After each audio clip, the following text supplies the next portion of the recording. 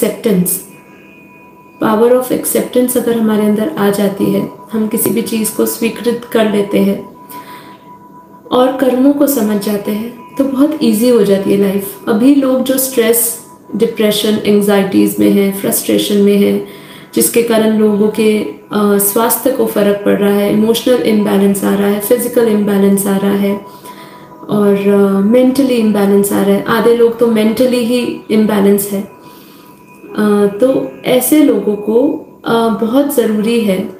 अब ये जो क्वालिटीज़ की हम बात करते हैं, सरेंडर की, फॉरगिवनेस की, माफ़ कर देने की, पावर ऑफ एक्सेप्टेंस की, कि हम कुछ सब कुछ स्वीकृत करें, बहुत हिम्मत चाहिए ये एक्सेप्ट करने की, हाँ मेरी गलती है।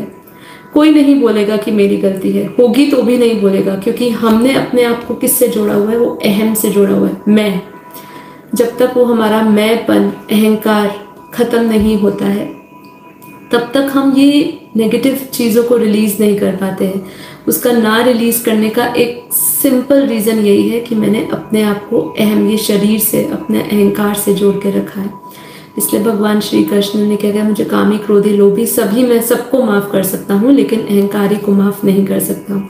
अहंकार मनुष्य को खुद ही पतन की ओर ले जाता है, ठीक है। वो स्वयं ही अपने आप का विनाश की तरफ अपने आप को ले जाता है। तो हमें अभी अहम कैसे ख़त्म करना है, अपने आप के अंदर ही अहंकार कैसे ख़त्म करना है, इस अहंकार को ख़त्म करने के लिए ये हमें सरेंडर भाव, परमात्मा के लिए सब कुछ उसका है, ठीक है। जैसे कि मैंने कल एक कहानी बताई थी वो राजा की, जिसने कितने सारे हीरे जवाहरात मोती सब इकट्ठे करके रखे थे, और अंत में जब वो उसी के तहखाने में बंद हो गया, तो वो उसका जो हीरे मोती जवाहरात थे, ना उसको पानी दे सके, ना उसको खाना दे सके, और वो मर गया, ठीक है। तब उसको एहसास हुआ, तब उसने अपने ही खून से लिखा कि ये ना मुझे पानी दे सके, ना मेरी महत्वाकांक्षा मुझे खाना दे सके, ठीक है। तो हम अपना पूरा जीवन उसी में लगाते हैं। इसलिए बार बार हमें याद करते हुए अपने अंदर वो सरेंडर को बढ़ाना चाहिए।